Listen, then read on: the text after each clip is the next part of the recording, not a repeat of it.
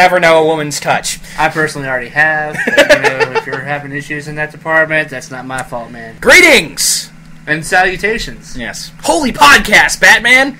If you haven't been able to figure it out already what this month's episode of the Bangers and Matt Show is concerning, you're dumb. As always, I am your host, Mr. Bangers, a.k.a. Zach. To the right of me is my co-host, Mr. Mash, a.k.a. JD. the Robin to my Batman. The other way around. No, actually, he's the Batgirl to my Batman.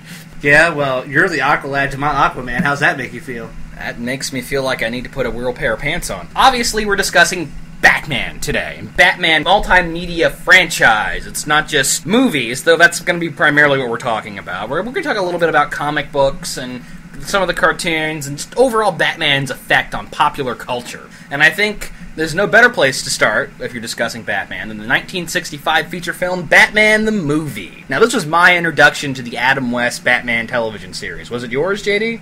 No, I seen the show before I seen the movie. Okay.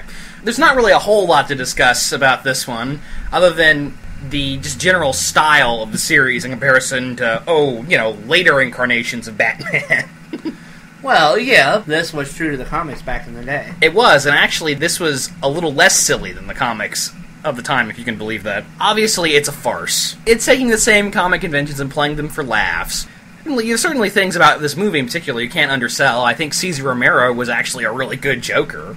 For this series, you have to preface everything for this type of series, yeah. But certainly at the time, he was a great version of the character, this goofy, clownish. What's so great about the Batman, Adam West 60s Batman series is that it's infectiously fun to watch. Yeah, you can't help but it's like as soon as you hear that tune, you're in. You gotta watch the episode. And everybody on the show is having a great time. Obviously, Cesar Romero's Joker is great. Frank Gershwin as the Riddler is hilarious and wonderful, and Jim Carrey totally stole from him when he did the role later on. Burgess Meredith is the Penguin. It's always been a favorite of mine. I frequently do that in real life. And of course, how can we forget Adam West himself? Or Lee Merriweather. Oh, I mean, all of the Catwomen. Julie Newmar and Lee Merriweather and Eartha Kitt. And Julie Newmar is my favorite. I'm a Lee Merriweather guy. They're both good, and I think if you'll allow us to say so, I think Lee Merriweather was the most attractive Catwoman of the three. Probably, I would say so, yeah. Definitely. And since we're talking about the movie, it was Lee Merriweather that was in the movie. It was Lee Merriweather in the movie, yes. Do you feel the need to go over the plot of the film just a little bit? As it is. Basically, all of Batman's rogues galleries, his most vicious villains, team up and use the Penguin submarine. Who has little flapper flippers on it. Flippers, yeah. They developed this machine that sucks all the water out of the human body. And they turned the UN into sand. Into sand, yeah. The multicolored sand that you put at the bottom of your fishbowl. Yeah. And only two people can stop them. The Cape Crusader and the Boy Wonder. Or as he is most affectionately called in the series, the Boy Blunder. Yes, it's sort of hard to believe that this is only one of two live-action Robins we've ever gotten. I know, that is kind of hard. He's such an intrinsical part of the character's mythology that I can't believe he hasn't been in more stuff. But the movie, it's ridiculous, but it's pretty entertaining. I feel as a feature, it's maybe a little long-winded. I feel like if it had just been 2 episodes of the series instead of a 90-minute movie, it would have gone a little better, because it starts to wear out its welcome before the end. But, I mean, that big fight on the submarine, Blith! Long a favorite of yours. Yes. Who can forget Batman and Penguin sword fighting with umbrellas? Absolutely a classic. And I just want to talk about Adam West's acting style a little bit. Some days you just can't get rid of a bump. Adam West, his acting is hypnotic because it seems like he's not taking things completely seriously, but just seriously enough that you can still buy it. He's not quite on the level of William Shatner. No. But close. I think Adam West and William Shatner came from the same school of acting. Yeah, but I don't think Adam West took it as literally as William Shatner did. I think, Adam West has made an entire career making fun of his one really famous role. They even have a TV troupe for that. It's called Adam Westing. Well, I know on the Fairly Odd Parents, he played Catman. And he did an episode of Goosebumps where he played the Galloping Gazelle. Yeah, I remember that. And he also plays the mayor on Family Guy. Yes, he's made a whole career of just making fun of him as that weird old guy that played Batman back in the 60s. It works. Any thoughts of Burt Ward as Robin? Wow, he got fat. Well, that's the weird thing about the show, is Batman has got he's got a jug down there. He's not exactly skinny. He's not fat. He's not muscular, He kind of looks like a normal dude. The spandex don't really leave a lot to the imagination, No, they don't. But as he said in The Simpsons, he didn't need a plastic suit to... I don't need plastic. Batman doesn't dance anymore. And one of the things that's fun about watching the show, and it's never been released on DVD because there are various conflicts there. Warner Bros. Owns the characters, Fox owns the show. Who knows if it'll ever get released. But it is still on TV. You see it on Hub in the middle of the night, which is great. I'm glad that new children can experience... Because it used to come on, when we were younger, it used to come on, TV Land, I think. Yeah. Used to watch it there. At 5 o'clock in the morning, or 7 o'clock in the morning. You can watch it before going to Before school, yeah. That was always great. And one of the fun things about the show is the special guest villains. Every week they brought in a new celebrity of the time. Some of them are not so well known these days. Eartha Kitt, I think, is the most... Well, Eartha Kitt and Roddy McDowall played the Bookworm, and the director, Otto Preminger, played Mr. Freeze, who was very different from Mr. Freeze as we know him now, back in the 60s. Just a guy in a suit. I don't think I've ever seen that episode. Cliff Robinson played Shame. And that's something else that's interesting about the 60s Batman series, is it invented a lot of characters just for the show. I think some of them got carried over to the comics. Some of them, albeit belatedly. I think the most famous of which is probably Vincent Price as Egghead. Yeah, but Egghead was on. He was excellent. Yes, he was excellent. King Tut, Victor Bueno as King Tut was always a good one, and there are way more that I don't remember, but those are the two famous ones. Any particular favorite episodes of the original series that stick out for you? There was one where Batman and Robin were caught, and Batgirl comes in to save the day. Yeah, Batgirl. Yvonne de Craig is Batgirl. I know, we forgot to mention her. Oh, yeah. She was the Poochie of her day. Well, she was a new character that was brought in to hopefully bring up the sagging ratings in the third season, and it didn't work. The show still got canceled. This is a slight diversion here, and please don't read into this. DeviantArt is a website for fan art, for those that aren't aware of this. But if you go there and you type in any fictional character, you're going to find some weird fetish artwork for them. It doesn't matter what character it is. But frequently, there's a lot of, bondage fan art out there. And I think the reason this started is a lot of people... Batgirl getting caught? Batgirl getting tied up in things all the time, constantly, once an episode. And I guess it happened to Batman and Robin, too, obviously. Every other episode ended with them in a death trap of some sort. Maybe it was just the fact that she was a very attractive woman in tight spandex that sexualized it, but it seemed a little weirder. I blame that for the onslaught of men that get boners to just pictures of fully grown women tied up and stuff. A favorite episode of the 1960s Batman series for me was the crossover with the Green Hornet. Missed that one. You missed that one. Well, the Green Hornet TV show was on the air at the same time, and I think they shared a production company, and it was sort of cool to see those heroes interact, and of course Bruce Lee fighting Robin. That's like a real, way outcast sidekicks there. It's like Batman versus Green Hornet. Well, Batman can take him. What the hell does the Green Hornet do? But Kato versus Robin? Oh, man. That's not even fair. Robin will kick his ass. One of them's Bruce Lee, and one of them's a guy in little tighty whities that have been dyed green and are riding up. Yeah, but Burt Ward apparently got laid a bunch. So. A bunch. Apparently both Adam West and Burt Ward were quite the sex symbols at the time. Whatever. The 60s were weird. Oh, and you know what we haven't discussed? Speaking of the 1965 feature, the most important scene in cinema history? The Bat Shark repellent spray? Bat Shark repellent spray? Yes. Where does he get all those wonderful toys? He makes it. And in general, I love the designs for the vehicles. The Bat Cycle is great, especially the way that Robin's sidecar can shoot off, and it never really accomplished anything. Just kind of shot him into a wall or a pile of boxes or something. And then in the movie, it was like a go-kart. Yeah, he could steer it, but really, what are you doing, Batman, and just blatantly endangering a minor? But I love the Batmobile and the Batcopter, all great stuff. And, of course, we haven't talked about the supporting cast any. Invented new villains for the series, but they also invented Chief O'Hara. How can we forget Chief O'Hara? Chief O'Hara and Aunt Harriet, which are characters you don't see a lot of them in more modern interpretations of Batman. Where'd you go, Chief O'Hara? Actually, I have a better favorite episode of mine. What's a better favorite episode? The one where Alfred dresses up like Batman. Yeah, Alfred had a lot of stuff to do on this series. Alan Napier was the name of that actor, and that name will become important later. And he was great. You know, one of the most iconic Alfreds. There are so many Alfreds out there, and none of them are anything like the one in the comic where he looks like David Nevin and is skinny and has a bald head and a little goatee, but maybe someday we'll get that Alfred on screen.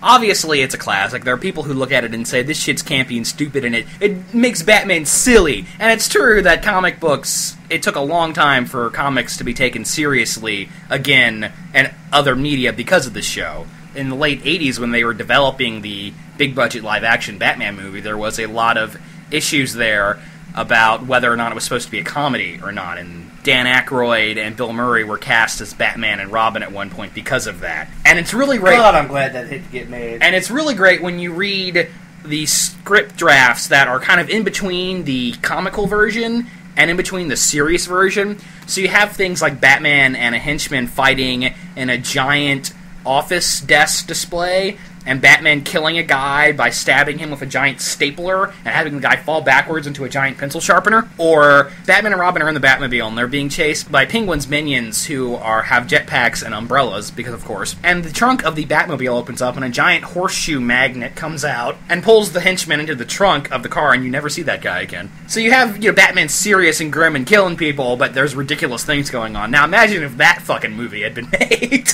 No thanks. Now that Batman has been very firmly established as a dark and gritty character because of the consecutive different adaptations, you can appreciate the show more now. I don't think there's any risk of backsliding, I think it's fair to say the dark and gritty Batman is the better-known version than the campy, silly one. But it's okay to like both. You don't have to take these characters seriously all the time. It's okay, comic nerds. It's okay.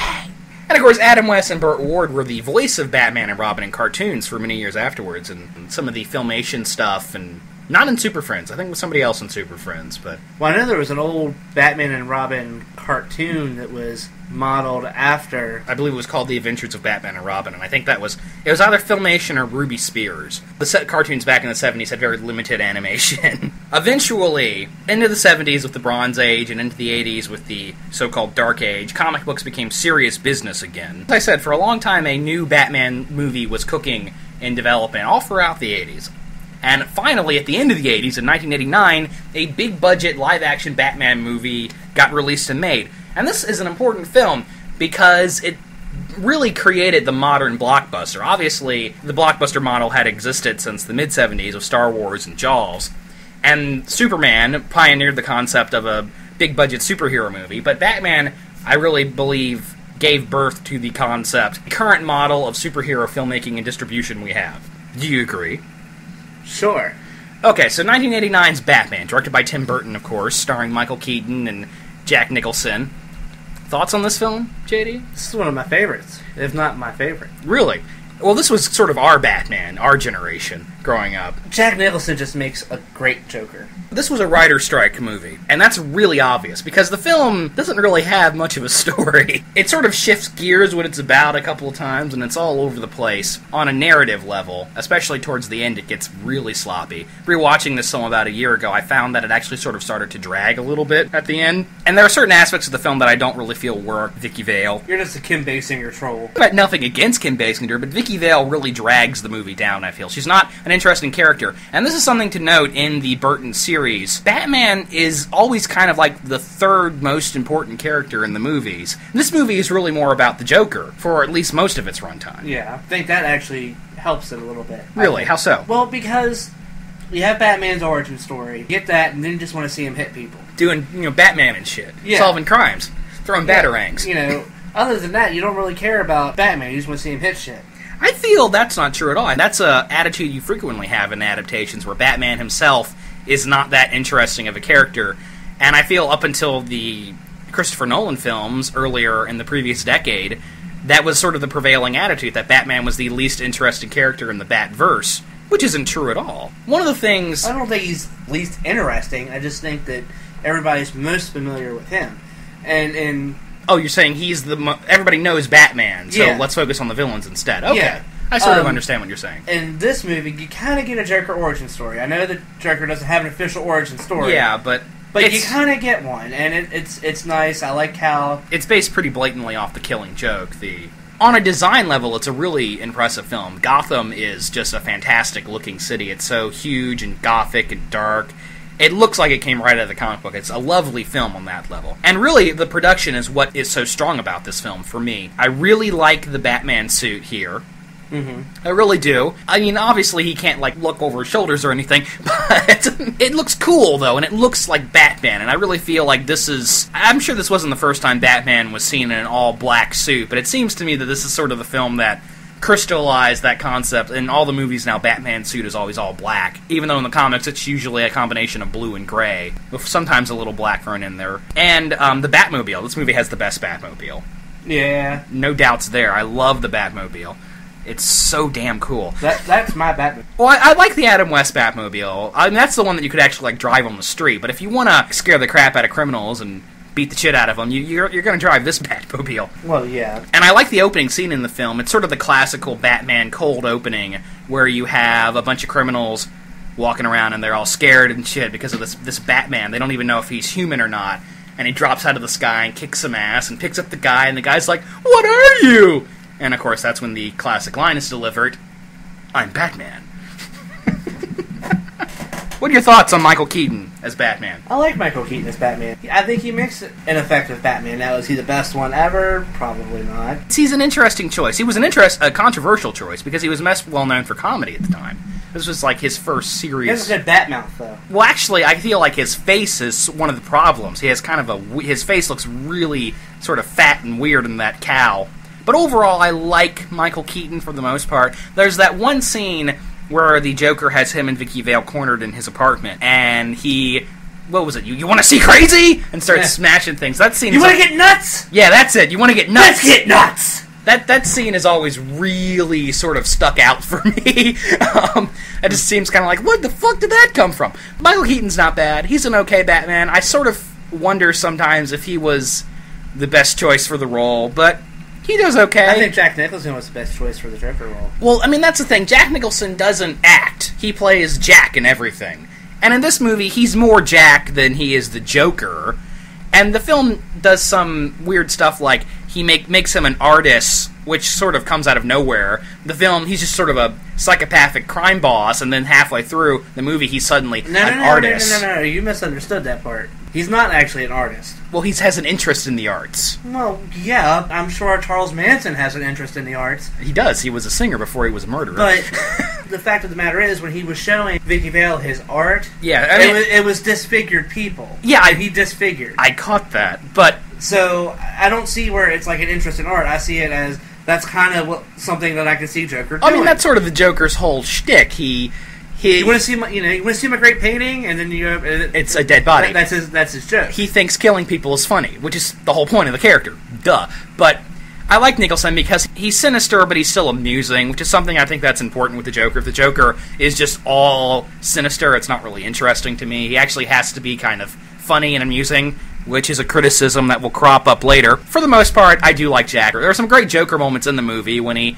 Dance with the Devil in the Pale Moonlight. When he kills Jack Palance and then starts, like, shooting in between the legs and jumping around. That's hilarious.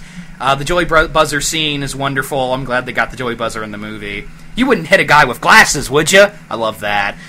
Or like when Batman punches him in the jaw and punches him through the wall. The chattering teeth come out. Oh! Yeah. Oh! Yeah, that's great. It's pretty amusing, and I think the Joker looks great. I really like the constant rictus grin takes a little getting used to, but it works, whatever. It's certainly better than something that'll come up later. Yeah, like I said, my main complaint with the movie, well, there are a few. The main one is that it really has no concept of pacing.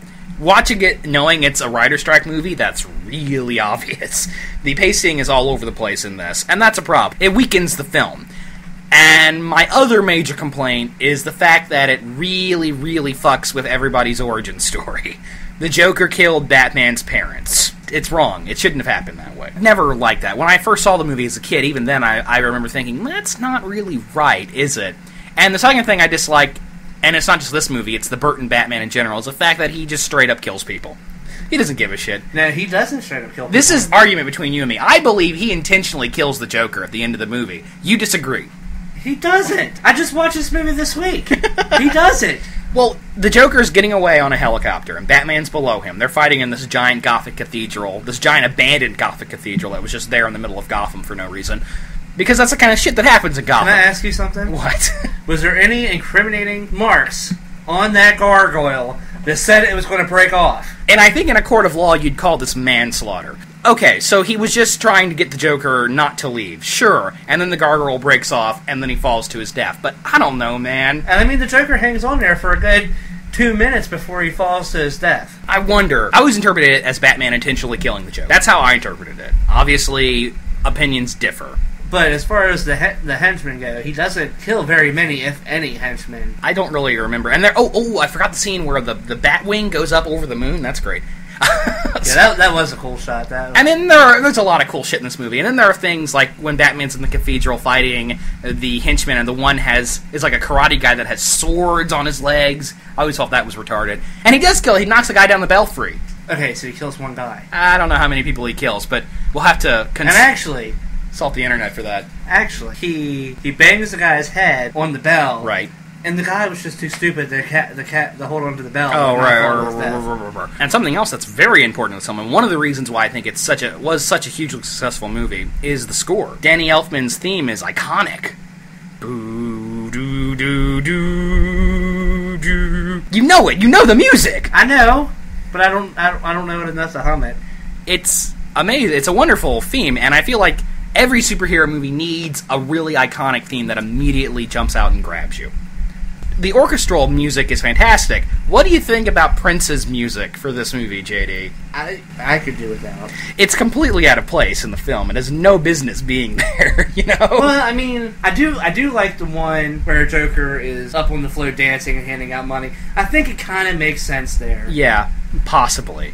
But the scene where they go into the museum and the party man is coming to town to bring the party to you when they're vandalizing the museum. It sticks out. However, I will admit the Bat Dance is a through and through guilty pleasure of mine. I enjoy the film. It's a good movie. It's not a perfect film, and I have a number of issues with it, but you can't fault it. Like I said, on a production level, it's fantastic. And this is the movie that really sort of brought Tim Burton's to the public's attention. Obviously, Beetlejuice came first, but after this movie, Tim Burton suddenly became the director, and his style was everywhere, and everybody was ripping him off.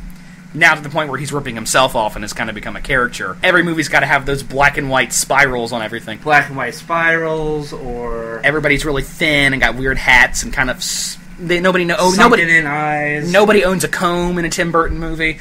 That's just because he doesn't want his wife to feel out of place. It's him too. That's why him and Helena Bonham Carter are so perfect for each other. Neither of them know how to comb their hair. And of course, the movie was a huge financial success, and that's why I say it really birthed the modern blockbuster. Especially the carpet bombing merchandise and advertisement.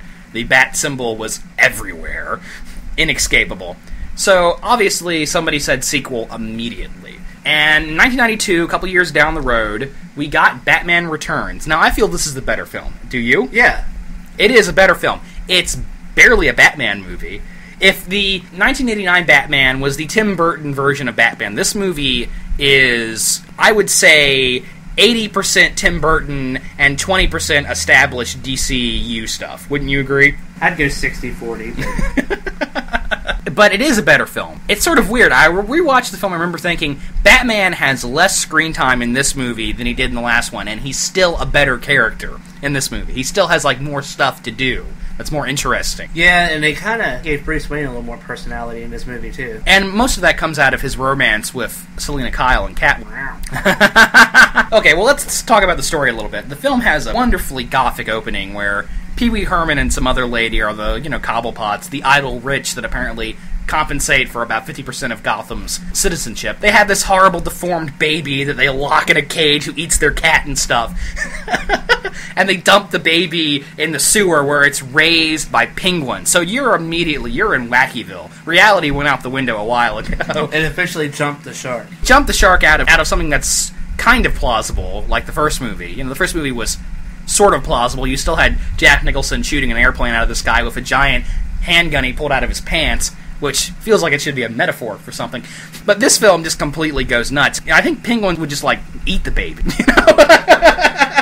Well, penguins would be living in the Gotham sewer, yeah, and why is the sewer connected to the zoo? It doesn't matter, go with it. And you have that plot line going on, and there are rumors of this man-penguin that are haunting the streets. You have an evil businessman, Max Schreck. Who is played by one of the greatest actors ever. Of our generation, of any generation. Christopher Walken. Christopher Walken plays... Why are you keeping me alive? I can't drive.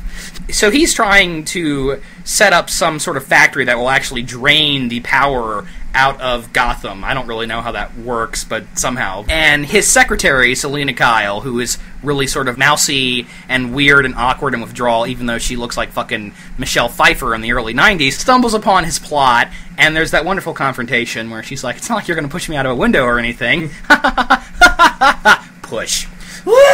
All window, all awnings, and then the cats eat her fingers, and she wakes up and goes crazy and destroys her apartment and stuffs her stuffed animals into the garbage disposal. Which is actually a great scene. I mean, that kind of shows how, like, she's finally snapped and has... Snapped on a serious level. Makes herself an outfit made of a leather jacket and cat claws out of knitting needles, and I always remember her smashing the fiberglass sign she has in her bedroom hallway for some reason. I don't know about you, Miss Kitty, but I feel so much yummier. So you have that stuff going on. So now Catwoman's out there doing her Catwoman shit. She rescues a lady from being mugged or raped or something. And meanwhile, this circus-themed gang, seems like there are a lot of circus-themed gangs in Gotham City, are wreaking havoc. And did I mention the movie is set on Christmas, as if it couldn't be any more Tim Burton-ier? I always had this theory that the first, well, not the first four, but, from the Tim Burton movie through the last Joel Schumacher movie, they each take place during a different season. I don't know. That's my theory. What's your theory for why Batman's face changes every other year? Plastic surgery. Bruce Wayne must have a serious image complex. Anyway, so obviously... There's a different face for each season. Yeah. This movie's better written than the first one. Barely, because it's still kind of a bucket of monkeys as far as the plot goes. Because you've got the Penguin who changes his motive about 4 times throughout the course of the movie. First, he just wants to make chaos with his gang of circus freaks that he has for some reason. Then he's blackmailing Max Schreck. Then Max Schreck decides they need to turn this mutant, grotesque freak into the mayor of Gotham. This would be good. Only in Gotham could you elect a mutant freak as the mayor. And then he changes his plot to wanting to kidnap all... Well, I don't know if he doesn't change his plot, but his plot turns out to have been all along to kidnap all the firstborn sons and daughters of Gotham and murder them all, at which point the movie goes, like, hella dark. I mean, at one point where his own henchmen are kind of like, isn't killing a bunch of kids, isn't this a little... And then, of course, Penguin shoots him and says, no, it's a lot! I like that line. Oh, there are... Penguin, killing a bunch of kids? Isn't that a little... Boom! It's a lot! No, it's a lot! And then he decides Which, by the way, Danny DeVito, perfect choice for the Penguin. We're going to get to Danny DeVito, yeah. And then he decides that he's going to blow up Gotham with his army of cyborg penguins that have rocket launchers tied to their backs. What's wrong with that? No, actually, that makes perfect sense for the Penguin, but I'm just saying, he's a very inconsistent character. And, yeah, the Danny DeVito version of the Penguin, first off, is almost completely divorced from the source material, In the comics, Penguin is a crime boss with a big nose and short stature, with a pot gut, walks funny, and has a thing for birds. That's pretty much his shtick. In this movie, he dresses like Dr. Caligari. He's got flipper fingers. He wears, like, old Victorian baby pajamas underneath his trench coat. Well, that's when he's in the sewer. Yeah. When he's like going for mayor and stuff, he's wearing like a suit and a vest. Yeah. And he's hideously deformed. He eats people's faces. Why isn't there always somebody that brings lettuce and tomatoes to a speech? Politics is so image conscious. Seriously, Gothamites must be really used to just seeing mutant freaks on the street. If they look at this guy, look at Oswald Cobblepot, and goes, yeah, I'd vote for him. I would. And there's so many wonderful... It's a hilarious performance, though. He's having a ball. It's one of the best things Danny DeVito's ever done. And especially when you realize he was under a lot of makeup. So many wonderful scenes and one-liners. At least my face isn't gushing blood. No. Could be worse. My nose could be gushing blood.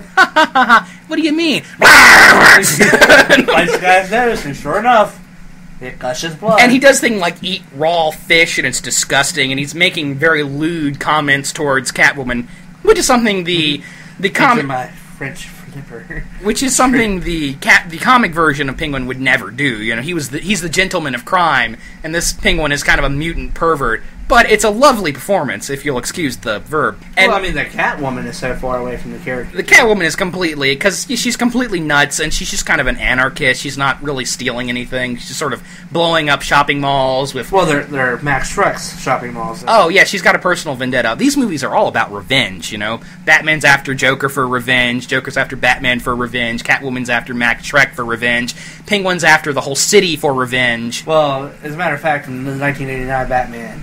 They even say, "You made me." Yes, they made each other. And it's the ballet of freaks. And the Batman's like, "Bitch, I made you. You made me first." What? And you've got Christopher Walken doing his thing in this movie, all over the place. He gets his walking all over it.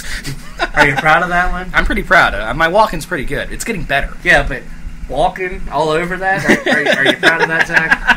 Yeah. And so all this crazy shit is going on in the movie, and you know, Batman's in it too. And like I said, somehow it still feels like Batman has more stuff to do in this movie, even though there's... Well, that's because they upped the ante and did 2 villains. Yeah, and there's a lot more action in this film. I mean, the movie opens with him attacking... The Red Circus gang attacks Times Square, and Batman's doing things. He's got like that giant bar that comes out of the Batmobile, apparently specifically for that purpose, knocking people off of motorcycles.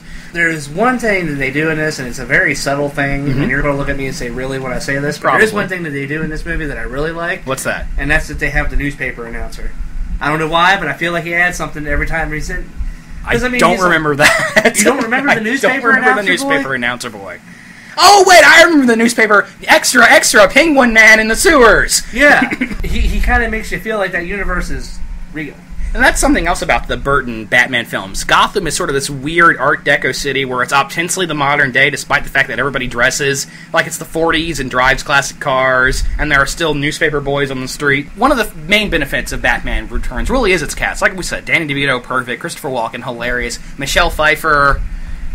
made me feel things that I didn't even know were there at the time. She's incredibly sexy, and she's completely psychotic. I will say that is probably one of my favorite cat suits, though. Oh, the cat suit is great.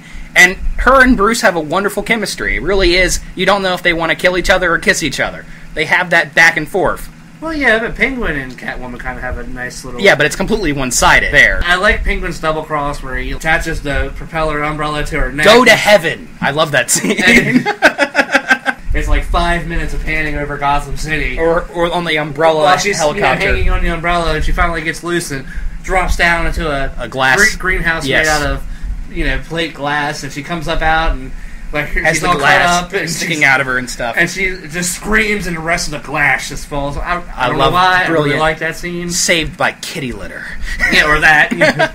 Oh god, I forgot to see where they put the remote control on the Batmobile, and Penguin's in like a little penny-operated, I played this city like a harp from hell! Brilliant. So many brilliant scenes in the movie. Even if it has very little to do with, like, the comic books, it's still wonderfully entertaining. The giant ducky that Penguin drives around in, just because it's weird, doesn't really have anything to do with anything. Yeah, but I mean, that's that all kind Tim of Burton. makes sense. Like, that's a Tim Burton thing that he put in the movie, but it kind of makes sense for the character. I mean, yeah. Why couldn't he have a Penguin mobile? Or when first brings Max Shrek into the sewers, and he pulls out an umbrella that has the curly Q on it, and Max Shrek says, "Is that supposed to hypnotize me?" And Penguin says, "No, it just gives you a friggin' headache." Splitting headache. And of course, those umbrellas become... Well, it's not working, and he goes... Yeah, the blanks. And as I was trying to say earlier, there's a lot more action in the film, but Batman is kind of a psychopath in this movie. He kills a lot of people. He just kind of doesn't even care. He blows that dude up. The guy... Yeah, I mean, I can't argue this. He does straight up kill people. And... The guy tries to put a thing of dynamite on Batman, and there's a switcheroo, and Batman puts it on the guy, and the dude explodes. Batman exploded that guy. Straight up killed him. And that's not the only one. He kills some people in this movie. Yeah. Cracking heads with concrete, and it's cool, don't get me wrong, but... he kills the Penguin. Well, yeah, he totally redirects all the missiles back to the headquarters. But one of the things that is wonderful about the movie is there is kind of a melancholy to it, though. Especially that end where Penguin, who is nothing but a grotesque, hateful character throughout the entire movie, when he slowly walks out of the water and he's bleeding and dying, and he picks up the umbrella, and instead of picking up the machine gun, it's the one with the little baby things on it, and he says, "Shit!" I picked the cute one. And then he, plops over dead, and it's disgusting and grotesque. But then, all the penguins come out, and they... no, this happened totally different. Okay, wait. The part you're talking about is the part where he rises up and says, "Does anybody have a nice cold glass of ice water?" Yes, I remember and then that. He goes...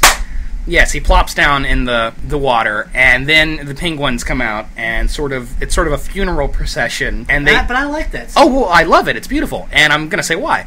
They slowly lead his body into the water, and you see that lingering close-up of him as he floats down. But what's sort of interesting about the movie is, throughout the film, the penguin's whole shtick is that he didn't feel like he belonged anywhere, that he was rejected by all of society, and that's where his whole modus operandi comes from as a criminal. But at the end of the movie, you find out he had a family all along. He was accepted all along, and he just didn't know it. That's some Shakespearean shit there, Yes, Zach. If anybody in this room knows what Shakespearean aspects are, I think it would be me. Batman Returns, it's a good film. I think it's actually a good film. For a long time, it was the best Batman movie we ever had. Doesn't have a lot to do with the source material, but it's visually gorgeous. The music is beautiful. Elfman takes his traditional Batman theme and adds a gothic chorus to it. The film feels like a gothic horror movie for most of its runtime. It's very funny, and the performances are wonderful. I mean, Batman Returns is a classic for me. It's a classic for me. Yeah. I like it a lot. Yeah, I like it a lot, too. It's one of Tim Burton's best films. Obviously, this movie made a shitload of money, but there was a cry in the public over this, that the movie was too dark and weird and sexual for kids. And no shit. But it's a Batman. And, kids wanted to go see it, and there was a lot of merchandise. I remember all sorts of toys, the bath towels with the penguin on them. You couldn't give those things away for free. They were everywhere. Dollar store dump bins for years to come, That was an issue in the film. And because of that, Warner Brothers basically ejected Tim Burton from the franchise and ended up giving the film to a different filmmaker who was going to pretty much promise to make the series more colorful and more kid-friendly. And that was, of course, Joel Schumacher.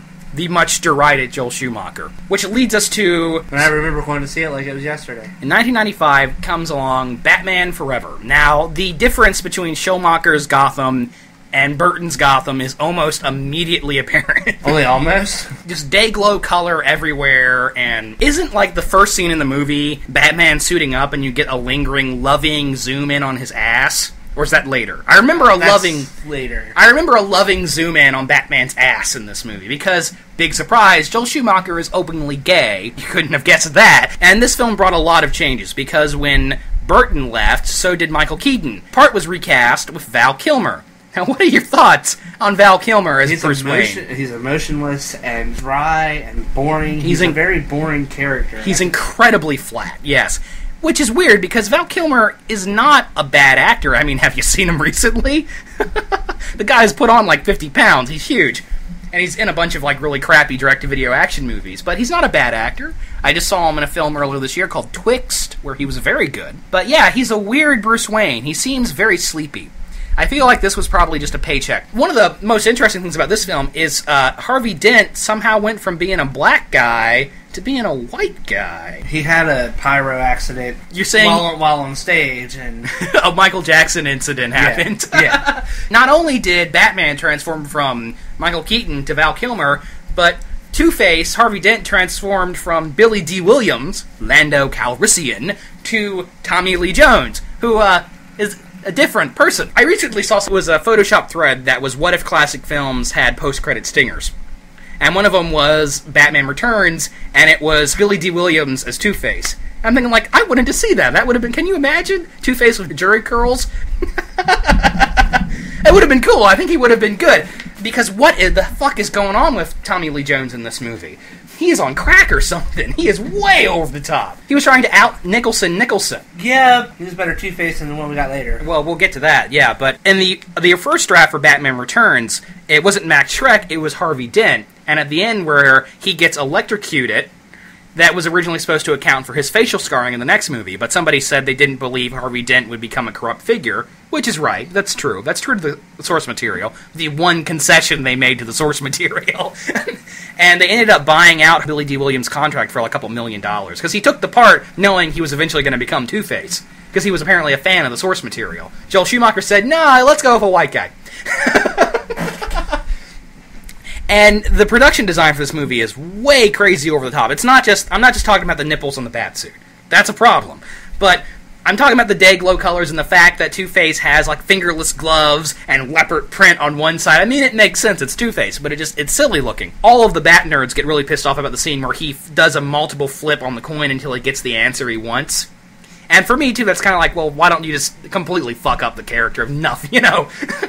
Completely sell out the character's central gimmick. So, that's an issue. Tommy Lee Jones as Two-Face is super over the top. But yeah, but he would. But in a way, that's still kind of true to the character. Well, because he wouldn't pull that trigger. I guess. Until... But I don't think he would have done multiple takes, because Two-Face, that coin is God to him. It's sort of his whole shtick. And the film, you know, Two-Face always gets sold short. Nobody ever builds him up as a character. You never have his history of abuse from his dad and his split personalities. All that stuff that makes him such a fascinating, interesting character is almost always ejected from the movie. Really, though, when this movie came out, there was a huge bit of buzz around one performance, and that was Jim Carrey as the Riddler. Because in the mid-90s, Jim Carrey was suddenly this huge superstar because of The Mask and Ace Ventura. And now he's playing this iconic character, and it's an okay performance. He's doing Frank Gershwin from the 60s show. That's what he's doing, you know. Yeah. Even the costume looks the same. Very similar, and it's pretty over the top, especially at the end when he's got like a Ziggy Stardust glitter outfit on. And another thing this movie introduced to the Bat Mythos, it introduced Robin, or at least some weird alternate universe of Robin. What are your thoughts on Chris O'Donnell as Dick Grayson? You know he knows karate, guys, because when he folds his laundry, he's doing kicks and chops and stuff and whipping the towel. That's how you know he knows karate. And he's got an earring and he's on motorcycles. He's hip and cool, kids. It feels like an old gay man. The motorcycle thing makes sense. The motorcycle thing makes sense. But it feels like an old gay man going, like, you know what I like in my boys. And when the film does lingering shots on Chris O'Donnell's big fake chest, you can't kind of help but feel that's really what was going on, the attitude with the director there. Although, there was one concession to the straight men in the audience. Nicole Kidman. Nicole Kidman at her peak hotness in a leather bodice. When I rewatched the movie not that long ago, that's something that struck out as actually a highlight for the film. The fact that it really does sort of explore Bruce on a psychological level that the other two maybe didn't, because Chase Meridian, I don't know why I know that, Nicole Kidman's character is a shrink, and she's trying to head shrink Bruce Wayne, and it's actually one of the most interesting things about the film. It's pretty much the only thing about it that's complex or interesting on a thematic level, and supposedly a much longer director's cut of this film is on. I don't know if it's ever been released or not on the Blu-ray, but I know there was a scene, I know this is how 90s I am, audience. I used to have a series of Batman Forever pogs. And one of the pogs was a picture of Bruce Wayne looking face-to-face with a giant bat. And that scene isn't in the movie. Yeah, it is. It's not in the theatrical version. It might be in the director's cut. I know there's a brief scene you see like a giant bat flapping its wings in silhouette, but that scene itself, him face-to-face with a giant bat, is not in the movie. And the central plot of the film is Edward Nygma is a frustrated inventor who kills his boss, goes crazy, kills his boss, invents a machine that allows you to read people's brain and steal their thoughts. It's kind of... Which is... complicated and doesn't really make a lot of sense. And he gets involved with Two-Face, who's a crime boss and wreaking havoc, and has two... speaking of other actresses at their peak hotness, Drew Barrymore as Spice...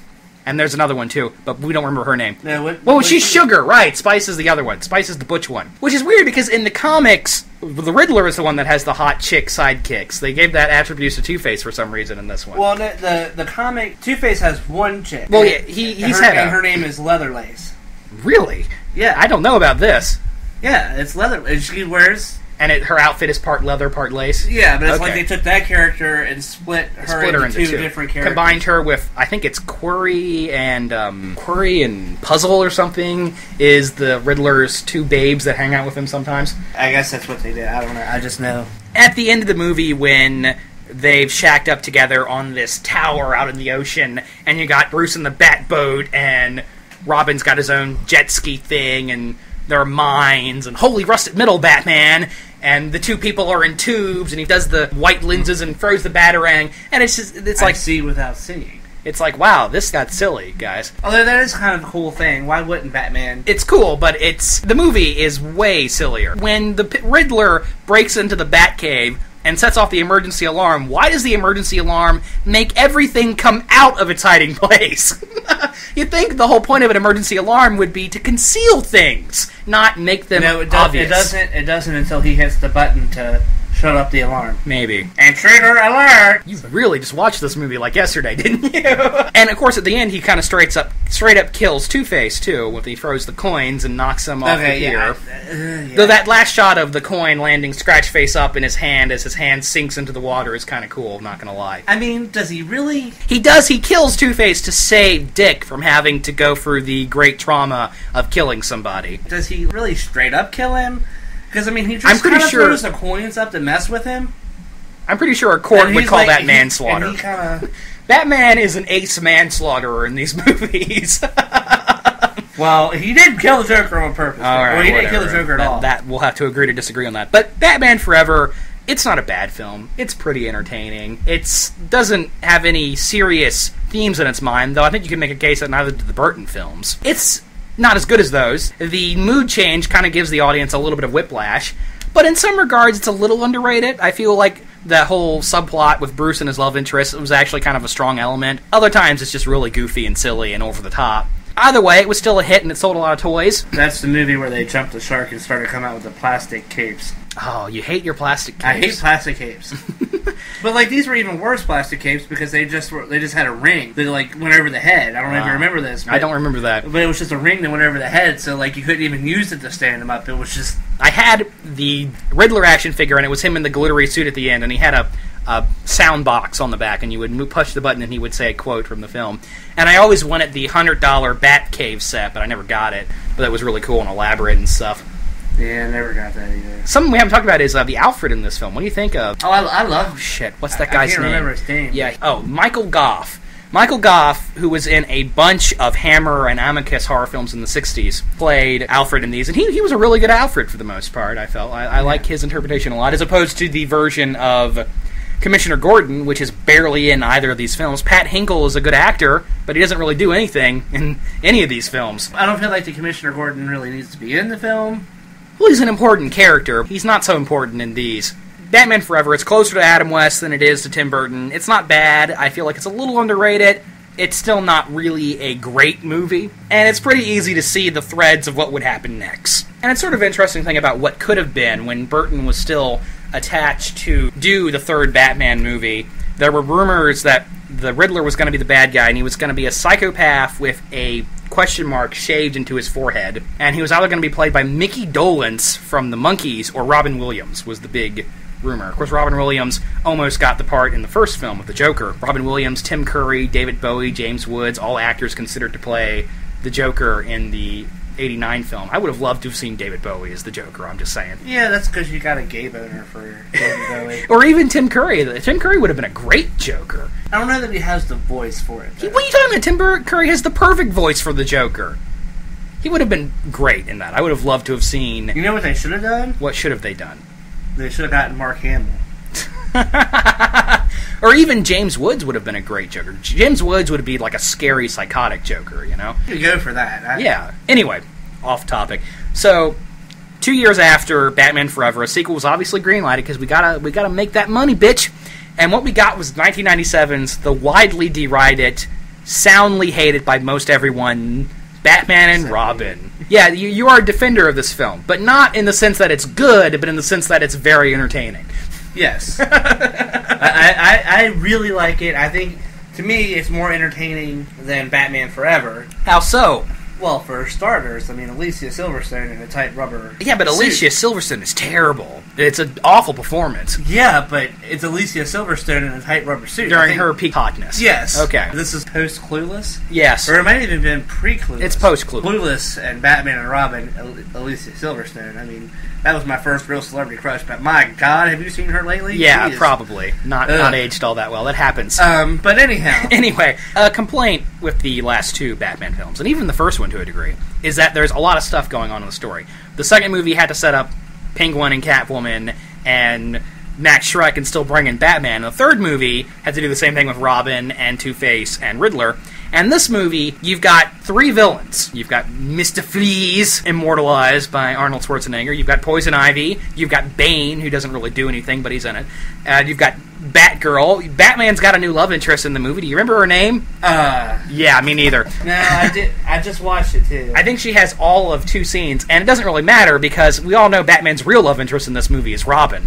I think George Clooney's a better Batman than Val Kilmer. Though. George Clooney could have been a great Batman with a good script. He could have. Bat Mouth too. He has a great chin. Yeah, no, I mean he can play the distinguished rich idol.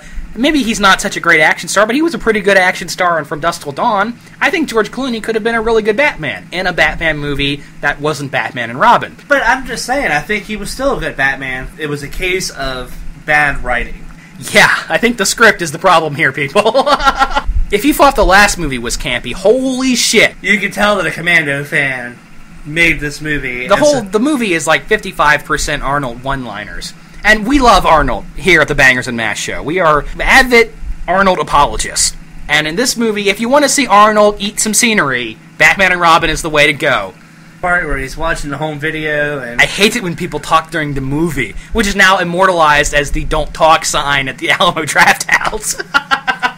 Or, let's kick some ice. What killed Everybody chill. Everybody chill. What killed the dinosaurs? The Ice Age! Which is inaccurate. Cool off. I mean, there are so many.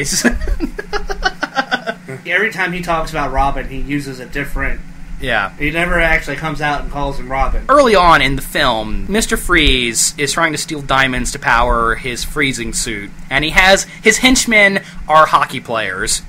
And they're beating up Batman and Robin, and they fall on their backs, click their heels together, and skates shoot at the bottom of their boots. And now they're ice skating, fighting with the hockey players. I do want to throw out something about the Joel Schumacher movies that I don't get. What? Like, at all. And that's like, when he gets the new bat suit at the end of Batman Forever, he has the batarang, or the bat rope, if you will, or the battling hook, whatever. Whatever Battling hook? I like battling hook. Well, I mean, it's been called a couple different things. I mean, it's been bat rope, battling hook, whatever. But the point being, it's in his wrist. Yeah. And he shoots it, and it's like, where does all that come from? Probably out of his ass. I don't get it. Like, where does it come from? Because the suits are pretty tight. You know, they don't leave a lot of room for extra space. And you don't see any, like, bulges there at the wrists. Oh, you see some bulges somewhere else, though. The skates. Where the fuck did they come from? Magic. Is this some kind of, like, nanotechnology? When I first saw this movie, I think I saw it on VHS. I didn't pop for a theatrical ticket. When I'm watching this, it's like, okay, that's a little silly. And then they're on Mr. Freeze's rocket, and I don't remember why there's a rocket, but they're on a rocket, and Mr. Freeze freezes Robin with his ice beam, and then flies out of the suit. Batman. He freezes Robin with his ice ray, and then Batman throws the frozen Robin into a pit of water. And at this point, Robin should be dead. You know, he should have been dead 5 minutes ago. But then Batman pulls out his bat laser. Well, of course. And shoots the water so it boils and Robin falls out. Meanwhile, Mr. Freeze is getting away with his giant butterfly wings jetpack. You are so wrong! Oh my god, how long has it been since you've seen that movie? Probably a year. Oh my god, you would think your Asperger's would kick in. Son of a bitch, when they're in the rocket, Batman's the one that gets frozen. He gets his hands frozen to the side of the rocket, and Robin breaks in and freezes that. And Freeze jumps out and uses the butterfly wings to try and get away. Yes. Okay? Batman, Batman's on his back, yeah. No, Batman's on his back, but basically Batman tackles him and the diamond flies up, Robin catches the diamond, and then Mr. Freeze is falling, and this doesn't make any sense to me, how you can freeze a furnace. But apparently his freeze ray could also be used as like a parachute device. Yeah, somehow. And, I've seen people do that in comic books before, though, so I don't know. But anyhow, yeah, but somebody as big as Arnold. Yeah, Arnold, you know. This is going to levitate when he... anyhow. This is why I do the show, guys. For moments like that. And then, Robin goes to tackle him, and then he freezes Robin in midair. Jesus, okay. Which doesn't make sense, how he stays there in midair. But, and he takes the diamond and... It's the same way Mario can change directions when he's jumping in midair. Anyway, continue. Okay, so anyway, that introduces Mr. Freeze to the film, because there's another villain here, Poison Ivy, as played by Uma Thurman, and she's working with this mad scientist who in the comic books becomes a minor character called the Floronic Man. He's like a Swamp Thing enemy. This guy, you look at him, he's clearly a mad scientist. Even for you Smallville fans, plays Lex Luthor's dad. Right, yeah, that's right. Brian Glover is the name of that actor, right? Brian Yes. Glover? Bruce Glover? Something like that, Bruce Glover is Crispin Glover's dad. Brian Glover is this guy. He was also the devil in the short-lived series Brimstone. Anyway, they're doing plant research, and in the back room of this laboratory they've got, he has like a secret room where like the panel of omniscient evil, like Middle Eastern sheiks and guys in intimidating uniforms. So did we ever know who he's talking to on the other end of the phone? Did we ever find that out? I don't think so. And he's got this guy, basically he creates Bane, who is a brainless muscle man in this movie, completely different from the source material. At least like he's got the same mask. You know, how long has he had this room in the back of their laboratory and she's never noticed before? It seems like, how do you get all those guys in there? John Glover is that actor's name, by the way. Pamela Isley finds out that this Dr. Jason Woodruff, thank you IMPT, is using their plant research to create this venom, super steroid, evil stuff, and she gets upset, and his reaction, basically ripping off Christopher Walken in the second movie, is to kill her because she knows too much. But, oops! I shouldn't have spilled all those chemicals on her because now she's a super plant woman, and she's no longer mousy and meek. Now she's all sexy and stuff and can kill people with her poison kisses. And now suddenly, which is canon. Yeah, well, she can do that in the comics, but suddenly Uma Thurman talks like Mae West, and it's weird and doesn't make a lot of sense, and she looks kind of sexy in this suit. More annoying than anything. Yeah, it's just sort of annoying. But damn, that Poison Ivy suit was hot. Uma looks pretty good in this. She looks a little silly, too, because the costumes in this movie are pretty silly. And I'm not just talking about the bat codpiece and the bat nipples. I mean, all the costumes are pretty silly. She and Mr. Freeze hook up, and Alfred's like in the hospital, and his niece comes over, and she becomes Batgirl by discovering the Batcave, which happens a lot in these movies. Seems like, because Vicky Vale stumbles upon... No, wait, Alfred shows her the Batcave in the first movie, which seems like a bad move. It was a bat move. Mr. Freeze's secret hideout is in a frozen food plant. He stands around in they're polar bear sleeping slippers, right? Are they polar bears or like abominable snowmen? I thought they were bunnies. Are they bunnies? Well, he's got slippers. He's got goofy slippers on. He's in a bathrobe, and he leads his hockey henchmen, who are all freezing to death, in a rousing rendition of Mr. Snow Miser from The Year Without a Santa Claus. I'm Mr. Snow. If you've ever wanted to hear Arnold sing. And meanwhile, he's got Vivica A. Fox as Miss Behaven hitting on him, and she's wearing like a bikini, and somehow she's not freezing to death. But of course it doesn't have any effect because Mr. Freeze's heart only belongs to his wife. It's weird how the movie is trying to combine the melancholy, serious version of Mr. Freeze that was introduced in the animated series with the goofy 60s Silver Age Mr. Freeze. And the fact that it's Arnold trying to emote is a problem. He cries and his teardrop freezes and becomes a snowflake. And the movie, it's a mess. The scene where Poison Ivy uses her pheromones to turn Batman and Robin against each other, even though they're clearly not interested in women. This movie, it's one of the gayest films ever made. I mean, it's super gay. Bane is terrible in this. I mean, I don't even care about Bane as a character, and this is sort of like a blatant misuse of that character. Why even put him in there? It couldn't have been some other brute. I mean, why? Why, movie? Joel Schumacher on the audio commentary on the DVD apologizes for making Batman and Robin. And he says, it's not all my fault because the studio sat me down and said, you need to make this movie more toyetic. Toyetic is apparently a word. It has a Wikipedia entry. Which means, obviously, we need to make this movie designed to sell toys. It's one of the purposes of the films. It wasn't actually a huge bomb. The movie still made back its budget. It was still successful. But it was critically rejected, and audiences overall were dismissive. I say it was successful, but it was still not anywhere near the successes of the previous 3 films. And it killed the franchise. And everybody in the film has been very honest about this. I don't really think Arnold has enough sense of self-reflection to know he made a bad movie. But George Clooney has been very vocal. But if you go up to George Clooney, I don't know if this is true, but supposedly, if you go up to him and say you saw Batman and Robin in the theater, he will give you the money for your ticket. He will give you a refund. Holy shit, I want to try. Let's go to Hollywood. Let's just break into George Clooney's house standing over his bed. Hey, I saw Batman and Robin in theaters. I think you owe us some money, Mr. Clooney. It's sort of weird to see how many careers this movie killed. Like, what the hell happened to Chris O'Donnell? What he's up to these days? He's in some kind of show. You haven't seen him recently, and Alicia Silverstone was sort of an up-and-coming actress before this movie, and afterwards, kind of a downward-moving actress. Arnold's career survived. Phase Arnold first. Well, Tarantino had to get back with her before her career came back. Arnold's career was already kind of in the shitter because of Junior and Kindergarten Cop and all these other horrible movies he made, though I like Kindergarten Cop.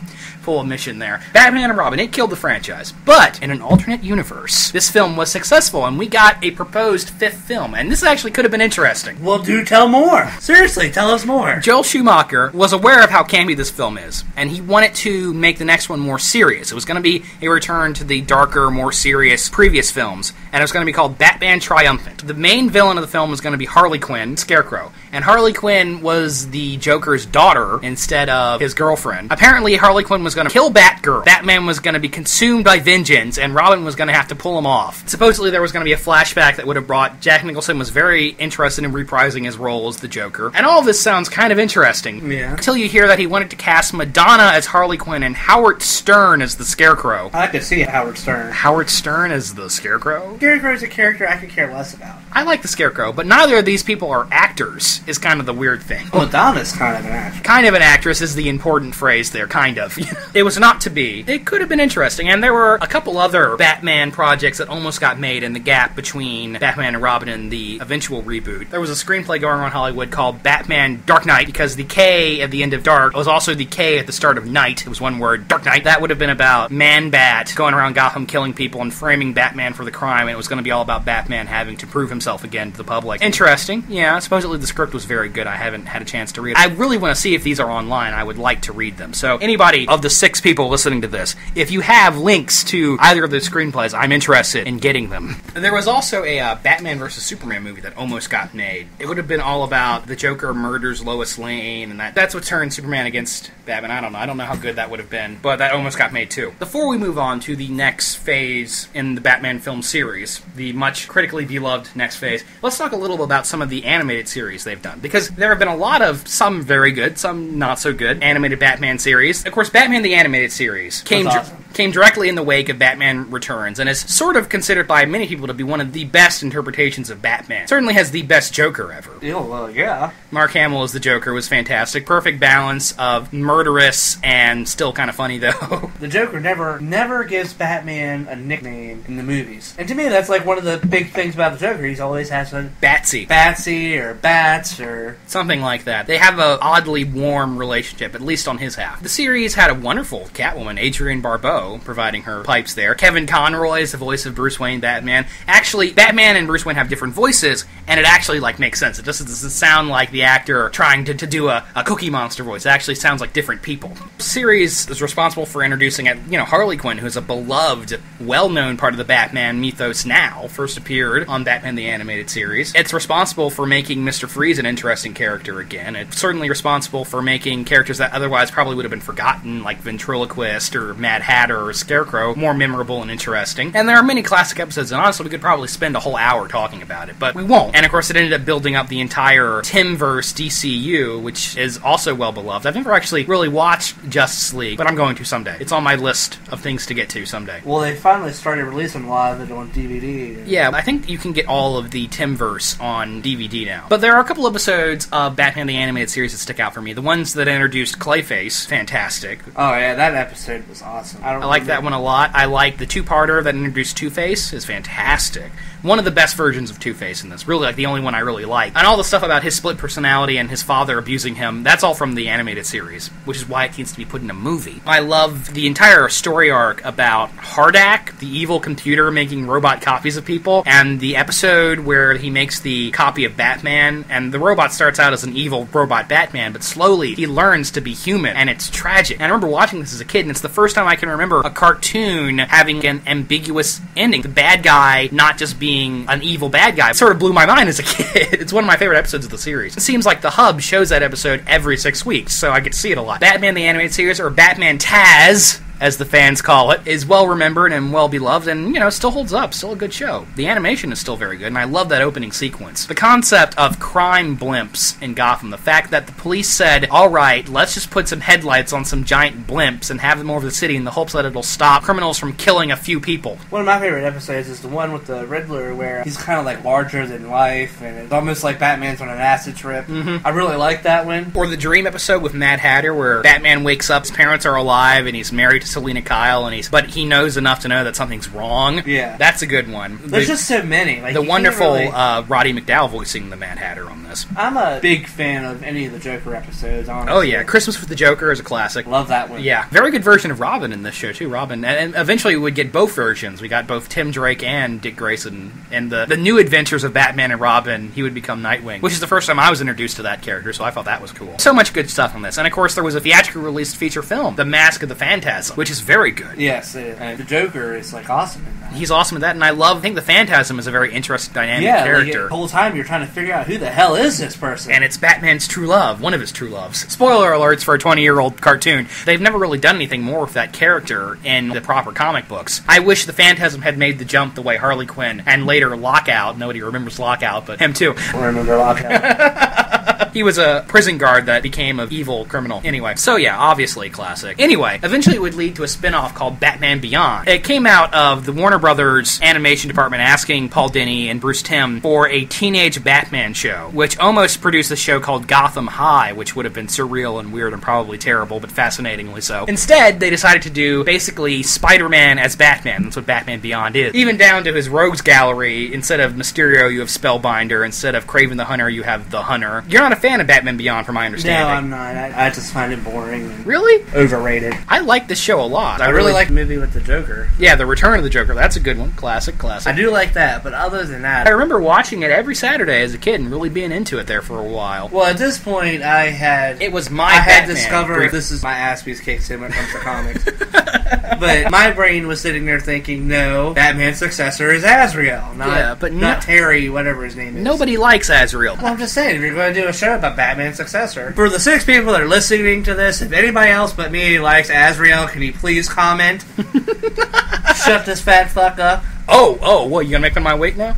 Yeah. So after the Timmverse concluded, obviously there are more Batman cartoons. And one of the shows that followed was The Batman. Did you watch The Batman when it was on the air? I watched a little bit of it. I mean, there was The Batman versus Dracula. Oh, I didn't see that. I saw that was pretty cool, actually. It's very different from the Timmverse, and I don't know. It was Mr. Freeze is a petty crook, and the Penguin is kind of a weird... The Joker has monkey feet. And the Joker is a homicidal maniac. The Batman was very different, and I think they made a lot of questionable choices that I wasn't really that pleased with. I don't like the Joker's voice. I really hate the version of the Penguin they had on the Batman. I agree with you on that. And it seemed like he was in every episode I saw. They completely ripped that Penguin off of the Tim Burton Penguin. Very much, and he has these weird kabuki twins. It felt like they were trying to do a Batman anime, but they couldn't sell it. It just, I don't know, the Batman was sort of weird and I didn't really like it. Didn't really dig it, sorry. It's since developed some defenders, but the general consensus is that the show is pretty mediocre. However, following that, there was a new Batman series called Batman Brave and the Bold, which is my favorite Batman cartoon, and it's all awesome. I think my favorite, the TAS. It's a classic, but Brave and the Bold, it was just awesome sauce. Brave and the Bold is a great show. The friggin' episode where they shrink down Aquaman and put him inside Batman, and he's going around... Platelet! And he's going around killing germs, going, have at thee! And that's one of the things I love about Brave and the Bold, is it was sort of designed to introduce kids to the wider DC universe. So you have some really, sometimes incredibly obscure characters being jumped around. Had both versions of the Atom and Firestorm, and they did an episode that had Space Ghosts in it, man. Space Ghosts! Undiluted, pure awesomeness. Batmite. Fucking Batmite, it's awesome. They did an episode in the anime style, and an episode where they crossed over with Scooby-Doo. It's just all sorts of crazy things they got away with. It's lovely. I love Brave. And now there's a new Batman cartoon coming up, probably in a couple of months, I think it's going to be premiering. And it's all CGI, and it's called Beware the Batman. We don't know much about it, other than it looks like crap. I'm not a big fan of the CGI style. I haven't watched the Green Lantern cartoon. The general consensus has been pretty sort of like the reaction to the movie. But there are two things that are really bothering a lot of people. First off, the fact that Katana is Batman's sidekick, which I'm not against. That's interesting. I'm a fan of that character. I sort of feel like if they could do a Batman and the Outsiders TV show, that could be awesome. But the thing that's really bothering a lot of people is the fact that Alfred is appearing with Batman on missions, which is not a bad idea. It's a little weird, but not bad. But the fact that he has two guns and he's shooting people, Batman and guns is kind of a thing that, doesn't really go together, not so much. Man. So a lot of fanboys are seizing on that. Though honestly, you know what it reminds me of? It reminds me of The Big O, which was sort of a Japanese anime that was kind of like Batman crossed with giant robots. Instead of Bruce Wayne becoming Batman, he jumps in a giant robot. And on that show, he had an Alfred-type character that occasionally would pull out a giant machine gun and help fight enemies. But wasn't that character a chick? No, it was a dude. That's a Bruce segue into the animated versions of Batman. In 2005, we finally got a new Batman movie from Christopher Nolan, who is a well-respected director for his suspense movies like Memento and Insomnia, which are very good films. Christopher Nolan is a good filmmaker. On my blog, I just did a director's retrospective of Chris Nolan. Yeah, most of his movies are really good. So when he got Batman, it was an interesting decision because his films are all about mystery and puzzles, and they're very much detective films. And Batman is the world's greatest detective, so that was kind of exciting. And then they cast, and I think really the internet was saying, you need to cast Christian Bale as Batman because of a movie he did called American Psycho, where he was very much sort of playing an evil version of Bruce Wayne. It would definitely be evil. I mean, he's a serial killer, but he chases girls butt naked with a chainsaw. American Psycho is a great film, and we're going to talk about that. Christian Bale got cast as Batman. The casting news just unspooled like Mark Wahlberg's penis in Boogie Nights. Just one fantastic name after the other. Michael Caine as Alfred, Liam Neeson, Morgan Freeman as Lucius Fox, Gary Oldman as Commissioner Gordon. Just all these amazing names in the film. And it's a pretty good movie, Batman Begins. I'm a fan. Up until last night, I thought it was the best Batman movie we've ever gotten. I like Batman Begins, but I do have some complaints. For one, Batsuit. I'm not a fan of the Batsuit in any of the Nolan movies, because they have some serious issues. In Batman Begins, every time he puts his head down close to his chest, in the one scene where he saves Rachel Dawes, and... Oh yeah, I've got some words for Rachel Dawes. And she tasers him, and he's, like, looking down. You can see where the chest is bubbled out on the suit. The Batsuit in Batman Begins is okay. I think the Batsuit we got in the next two films is awful. Yeah, it is. But this one, it's not bad. It's okay. Yeah, I mean, it's not awful. It's alright. It has some issues. Like, you can tell that it's a rubber suit. Anyway, the thing that I think is really great about Batman Begins is it's the first Batman movie that's actually about Batman. All about Bruce Wayne as a character. Where did Batman learn to become Batman? Where did he learn to do his ninja shit? Where did he get his gadgets from? Who are the people that supported him and helped him out? It answers questions that, as comic book nerds, we all knew the answers to anyway. But it's interesting. I think it's a very tightly written, pasted film. With the exception of one film, I think all of Christopher Nolan's movies are very tightly written and expertly paced. And Christian Bale is a good He's a great Bruce Wayne, and he's a good Batman. Just have a good Batman. Did you ever notice that his face is kind of crooked? I don't know. I don't really notice that Christian Bale has a crooked face. He has a very bony face, especially in the newest film. You can really see the ridges in his face. And there's some interesting things in the film. The Tumbler instead of the traditional Batmobile. What's your thoughts on that? It was interesting for Batman Begins, but I feel as when we got into the later movies, it should have just been a straight-up Batman. I sort of started to miss the traditional Batmobile eventually, but initially it was different. Of course, the whole thing with Batman Begins is that it's the realistic Batman. As if the concept of a guy that jumps around in a bat costume and beats people up is realistic. But ignoring the initial hilarity and absurdity to the premise, it's the realistic Bat. And I feel it works in this film. I don't know about him flying around and turning into a CGI model. I thought there was a little too much of that. I want to throw out that we forgot the Filipino Bat. Oh shit, we forgot the Filipino Batman! Let's believe in love, JD. Yes, let's. Bruce Wayne's the main character. They go for his psychology. Very interesting. Honestly, I feel like maybe the movie drags a little bit in that first hour, because he doesn't become Batman until an hour into the movie. I understand your reluctance saying, paid to see Batman, where's Batman? You know, why does it take an hour to get to the Batman? And I feel like maybe you could have cut down that first half. Like, you could have cut that off, made like a digest version of the movie, and you wouldn't really lose too much. It's good. It's fascinating. It's interesting. I'm glad it's in there. I like the two villains. I like Scarecrow. I'm not a huge Cillian Murphy fan. In fact, I think he's kind of a pretty boy, and that sort of annoys me. Especially since girls I'm attracted to find him really attractive for some reason. And I hate the Scarecrow design. The fact that he's a dude in a suit with a bag over his head. Really? That's the best you could come up with? It's kind of lame. I do sort of like Ra's al Ghul as a villain, especially the way they make that work. And Liam Neeson, spoiler alert for a movie everybody's seen, Liam Neeson is Ra's al Ghul. Not the Chinese dude, Ken Watanabe, who is, Japanese, Oscar-nominated actor, getting cast as the villain. A lot of people were excited about that. He's in the movie for 2 minutes. Yeah, 2 minutes total, then he gets killed. And at the end you find out that Liam Neeson is the actual Ra's al Ghul. There are some inconsistencies here. Batman refuses to kill this one dude, and that's why he breaks off from the League of Shadows, and that's why Liam Neeson tries to kill him later on in the movie. But he refuses to kill this one guy, and he throws the hot branding iron into the gunpowder and starts a huge explosion that kills way more people than just that one dude. What the hell? Well, I believe the courts are called that manslaughter, Jack. Batman, serial manslaughter.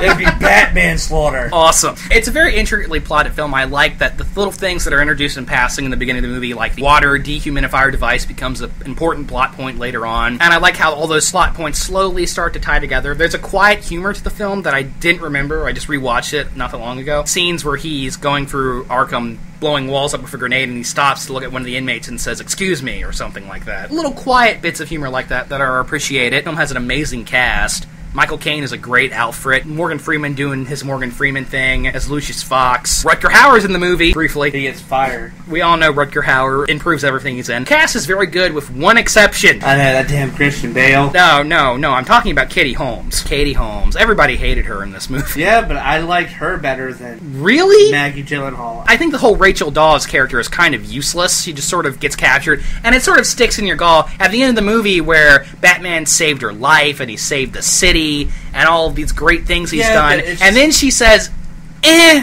yeah, apparently being Batman isn't good enough for this bitch. My thing is, as far as Rachel Dawes is concerned, I prefer the Katie Holmes version over Maggie Gyllenhaal version, mainly because her voice gets on my nerves. Katie Holmes delivering some of the dialogue in the movie is just off. She can't get her mouth around the dialogue. I'll admit, action is not Christopher Nolan's strong point, so the fight scenes in the movie get a little shaky at times. The car chases are cool. The police chase with the tumbler is actually the action highlight of the movie. But when it comes to one-on-one fighting, the movie falters a little bit. And you know who we haven't talked about? Gary Oldman as Commissioner Gordon. Oh my god, the best Commissioner Gordon ever. He's great in these movies. He's wonderful in all three of them. I really love Oldman's interpretation of the character. And the film has amazing ending where they first turn on the bat signal and Batman meets Commissioner Gordon on the rooftop. It's straight out of Batman Year One. He says, "There's a guy in town, a robbery, triple homicide, has a taste for the theatrics like you," and he hands him an evidence bag. Batman picks up the bag and flips it over, and it's a Joker card, and he says, "I'll look into it." Swoops off. And it just made me think, man, I bet they're going to make an awesome movie, great, and Batman's going to save a lot of people and kick a lot of ass. I bet they're not going to cast some pretty boy asshole as the Joker. They're not going to do that, because that would just be asinine and ridiculous. It's a shame they never made a sequel to this movie. So overall, Batman Begins wasn't the best Batman movie they could make, but it was probably the best one we were ever going to get. I enjoy it. It needs more Batman. It needs more Batman. I love that scene in the container park where Batman first shows up and beats up all the crooks, zipping in and out of the shadows. And then he pulls the guy out and says, "What the hell is that? I'm Batman." Yeah! The main thing I don't like about this is the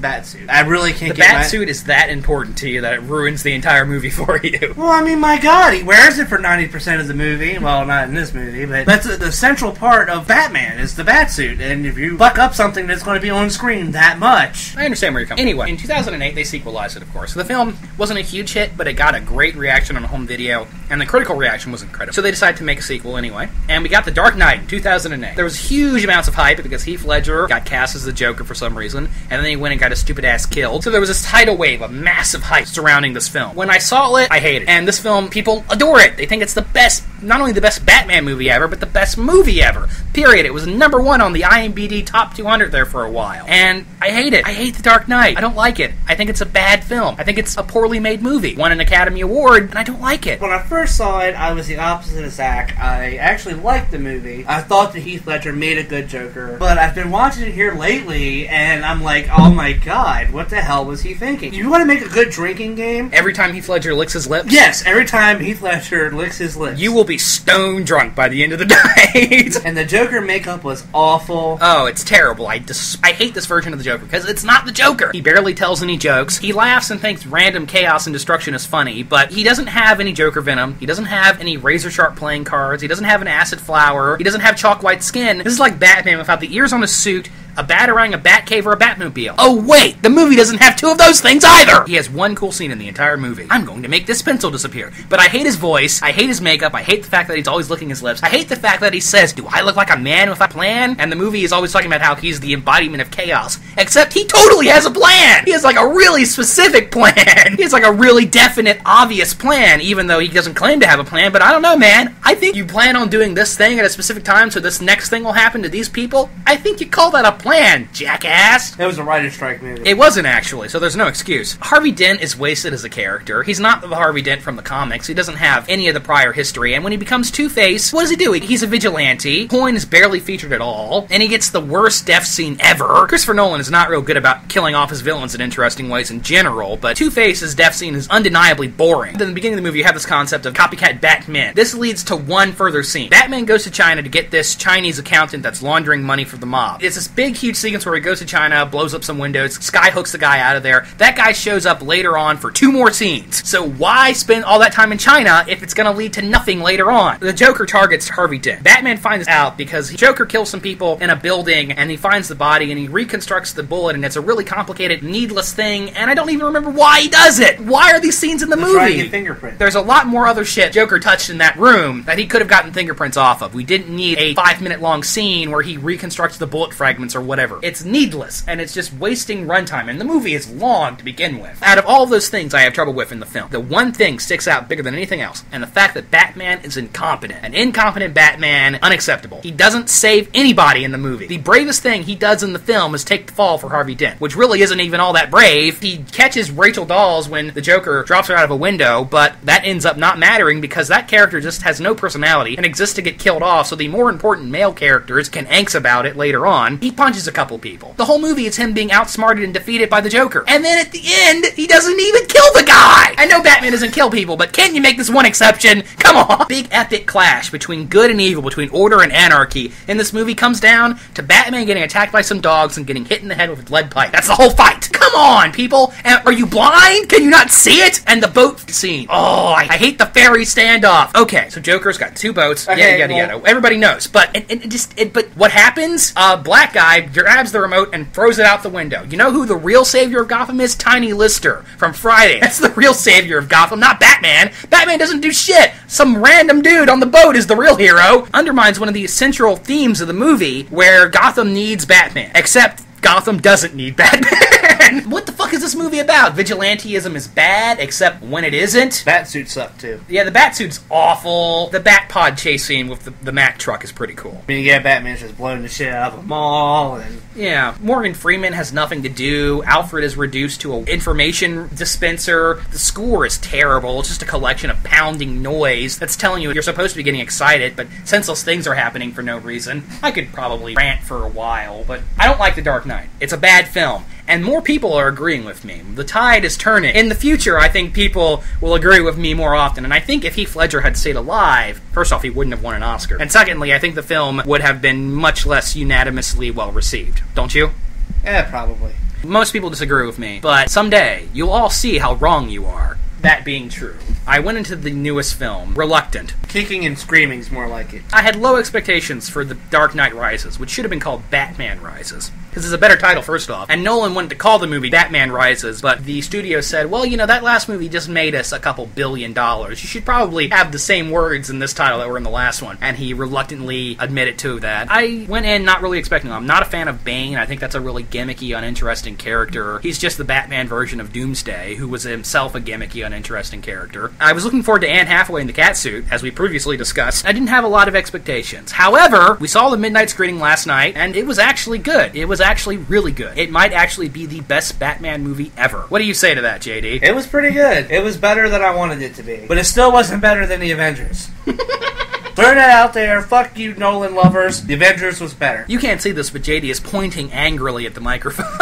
Yes, very angrily. First off, the film makes Bane interesting, which is not something I was expecting. This doesn't have much of anything to do with the character from the comics. It makes Bane interesting by making him Batman's ideological opposite. He's just as strong and smart as Bruce Wayne, but he was raised in poverty, while Batman was raised in privilege. And the film is all about the haves versus the have-nots. This is a movie for the 99%, man. It's all about 1%er learning to become one of us. You know, he loses all his money, and then he loses everything else, but then he learns that this isn't the end of his life. What's amazing is he doesn't get his fortune back at the end of the film.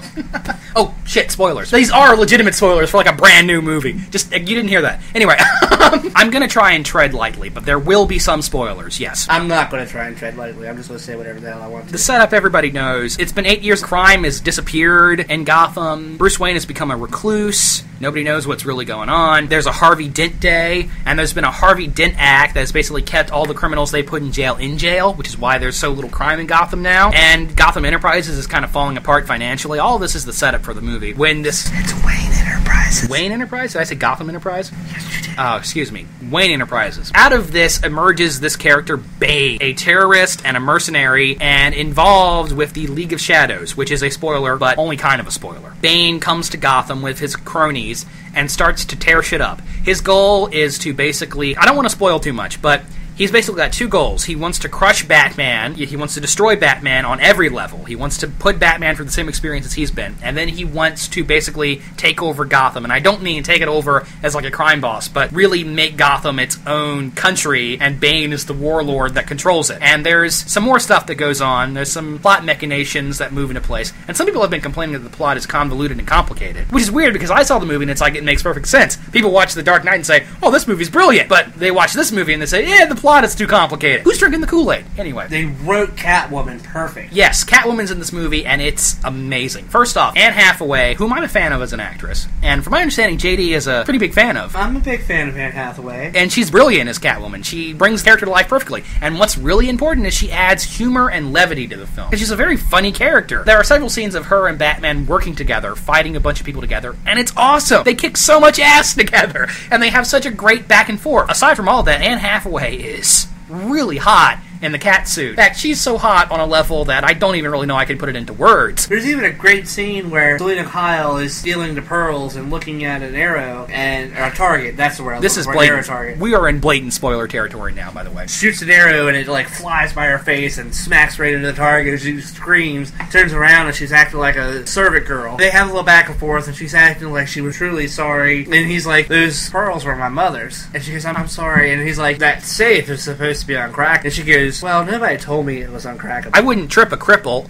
Whoops! And then Whoopsie daisy! Kicks his cane out from under him, and he smacks to the floor. It's an amazing character introduction. And then she backflips off the windowsill, which is really hot. Anne Hathaway's a good actress. I just wasn't sure if she was the right actress for Catwoman, but she's perfect. And not only is it the best version of Catwoman I've ever seen in a movie, but it's like the best female character in a Christopher Nolan movie ever. His female characters exist to either be evil or get killed off before the movie's over, but she's great. I love Anne Hathaway in this. She's wonderful. The first half of the movie is fantastic, because it's Batman slowly gets into the game. He gets a really cool airship thing, the Bat. Christopher Nolan wouldn't give us the Bat Wing. It's not the most creative name, but it's cool. It works really well. It's very dynamic. There are a lot of scenes early in the film of just Batman and Catwoman kicking ass, working together and kicking a lot of ass. So I can't say this Batman's an ineffectual pussy, because even though something happens later on, it's hilarious, awesome scenes of Bat-ass kickery. It's as if he was apologizing for the lack of action in The Dark Knight, because there's lots of action in this one. Action, too. Yeah, it's good. It's well done. It's the best action of his career. Spoiler!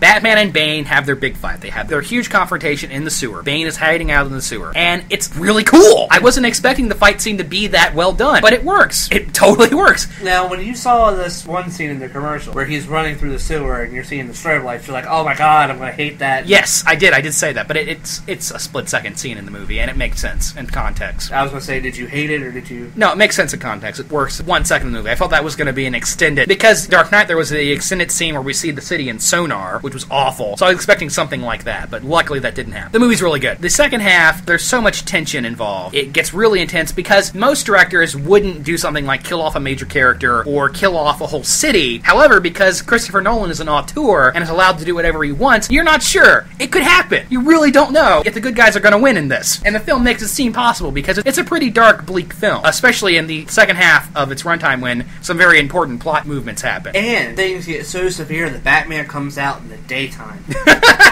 Yes, it's like when Van Damme's shirt comes off. Oh shit, things are serious now. The shit has hit the fan. It introduces a new character, Joseph Gordon-Levitt's character, John Blake, who is basically the only man in Gotham who believes, him and Gordon are the only people who still believe in Batman. And I'm even including Bruce Wayne in that equation. Not even Bruce Wayne believes in Batman anymore. There's a wonderful payoff with that John Blake character. There's obviously not going to be another one, at least not from the same creative team. There's going to be another Batman movie. This is the Dark Knight trilogy. This is a open-closed book here, but the adventure continues. Let's put it that way. Oh, and Commissioner Gordon kicks so much ass in this. Yes, he did. She's such a badass. There's a lot of badassery in the movie. It makes up for all all the things I hated about The Dark Knight. And I only have one serious issue. Bane is this really interesting character. They've really made him an interesting character, despite the fact that he has a really goofy voice. Sean Connery talking through an aqua filter. Yes, the fire rises. You will understand how it feels to be without hope. You will see your city crumble.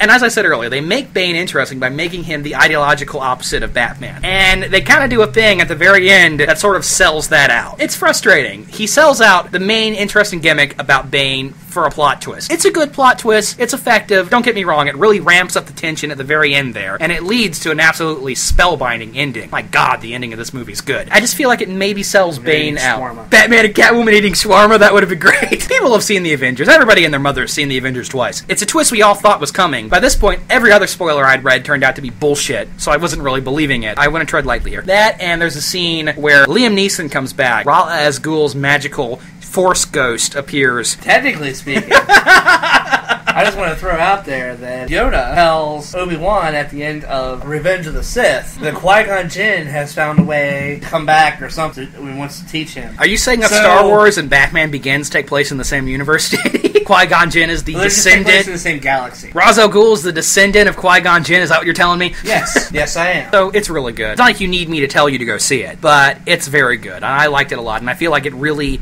wraps up the trilogy on a fantastic note. Oh, that and Alfred isn't in a lot of the movie. Alfred kind of disappears for most of the film, which was a little disappointing. We needed more Alfred. He was used well in this film. He isn't just giving Bruce wise advice. He actually cares about him. There's one part in the movie where Alfred really kicks Bruce in the ass. Yes. And I love Bruce's arc in this. It's all, like I said, it's all about an Old Testament God becoming a New Testament God. So yeah, Dark Knight Rises is good. I liked it. And that trilogy is actually a really good set of films, except for that middle one. I honestly felt like Nolan made this movie for me. I wonder if he himself reflected upon The Dark Knight and said, I could have done better. And this is the result. It sort of improves on a lot of the issues I had with the movie. So what do you think the future for the Batman franchise holds, JD? I would like to see a good Poison Ivy done. There are a lot of villains I want to see in the movies. There are so many good ones. I wouldn't mind seeing Black Mask. Black Mask could work. I'd love to see Clayface or Man-Bat. That's why I want the next series to be less realistic. But that's probably not going to happen because the films always get more dark and more grittier. So the next one's probably just going to be like Batman sitting in a bathroom crying and like slitting his wrist, you know? But I want to see one that's a little more fantastic, and I want to see some characters we haven't seen before. Mad Hatter would be interesting to see. I don't know if you can make Mad Hatter work. And I want to see a good Robin. I want to see a Robin that's actually a teenager. I'd love to see a good Batgirl. I'd love to see, like, Nightwing and Oracle, the Birds of Prey. I want to see them sort of start the entire... The Bat Family? Yeah, the Bat Family on film. Batman has the best rogues gallery in comics, so it's not like you could really pick a bad villain to be in the movie. The next movie needs to not be an origin story. It needs to just get started. Yes, it does. I agree. We don't need to see Bruce's origin I would be happy if the movie started several years into Batman's future. But I really want to see a Batman movie that takes place, isn't in an isolated universe. Because I want to see them do a Justice League movie, too. But Warner Brothers will never do that because they're all fucking idiots. Well, there's talk. So what does Batman mean to you, JD? Is Batman your hero? He's my all-time favorite. You want to be Batman when you grow up? No. If I was going to pick a superpower to have, it wouldn't be to be Batman. It's weird that he resonates so much. People are always saying they don't like Superman because they can't relate to Superman because he's an alien. But I've never been a billionaire, and I can still relate to Bruce Wayne. And here's the way that I look at Superman. I don't look at Superman as an alien. Brief diversion here. The Man of Steel trailer is in front of Batman Rises. I was disappointed. Let's just put it that way. I think I'm already going to hate that movie. The Man of Steel in the trailer, anyway, has already made it clear that this is the Messianic Superman. They can be so much better than they are, Kal-El. You just need to show them. And bullshit. I'm not interested in that. What's interesting about Superman is the fact that he's the ultimate humanist. He's more powerful than any man, and yet he looks up to us. He wants to be human. Diversion. The reason I think Batman resonates with so many people is the fact that pretty much everybody has dealt with loss. Everybody's lost a loved one. What Batman sort of does is, this is a man who experienced loss and somehow takes an irrational, chaotic, random event and makes it make sense, or at least finds a way to make it make sense for him. Am I making sense here? Yeah. Finds a way to impose an order on the chaotic world we all live in and have to deal with on a day-to-day basis. And I think that's why Batman resonates with people. People want that ability. They want the ability to move on from the loss in their own life in a way that prevents more loss from happening. Yeah, well, I want the ability to explode people's heads with my mind, but I don't think that's going to happen. And the fact that Batman's cool. He just looks cool. He's got a cool mask, he's got cool toys, a cool car. He's the epitome of cool. Quick. How would you rank the Batman movies from beginning to end? From the Adam West movie in the 60s to the brand new one. How would you rank them from best to worst? Okay, I'll go first. For me, I guess I would go Dark Knight Rises, Batman Begins, Batman Returns, the Adam West Batman, Batman 89, Batman Forever, Dark Knight, Batman and Robin. That's how I'd rank. Mine would be Dark Knight Rises. I can't argue with the fact that it is the best Batman. Yes, so far. I want Batman Returns for my second one, then Batman Begins for the third one. Okay. I like Batman Returns better, but I guess that's because I saw it as a child. And then after that, it would be Batman Begins, and then Batman 89, Adam West Batman, Batman Forever. Oh, are you going to do it? Are you going to put Batman and Robin above the Dark Knight? Yes, I am. You're awesome. High five. I'll high five you for that. Well, because controversial opinions. Even with the silver codpiece, the Batsuit still looks better in that movie than it does in Dark Knight. I mean, the legs don't bubble up. Like, how is that an effective Batsuit? I don't get it. The whole point of the Batsuit is to protect his sorry ass from damage. And what do? Oh, let's put little slits in the armor and so you can stab you with it. And just, Controversial opinions, people. Alright, well... And again, if any of you agree with me and we need to see Azrael in a movie, please comment. Or at least if any of you care about Azrael, can you please comment so we can shut up Zach? Comments and feedback are always appreciated, even when it's wrong. I'm Mr. Bangers, Zach. This is my co-host, Mr. Mash, JD. Same Bangers and Mash channel, same Bangers and Mash time, which means probably in like 3 weeks.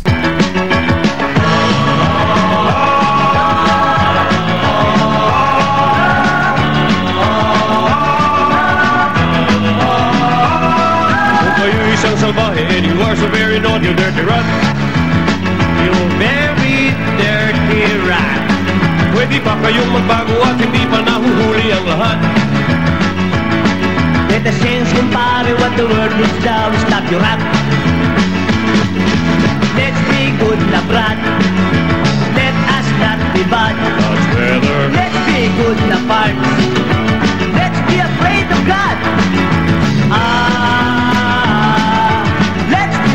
In love. Kung kayo'y may kasalanan, madalas na magwalak at magkalat. Ang dali-daling mag-sorry at ang pilit pagkatapos ang sarap. Let the sense compare what the world is now is not your rat.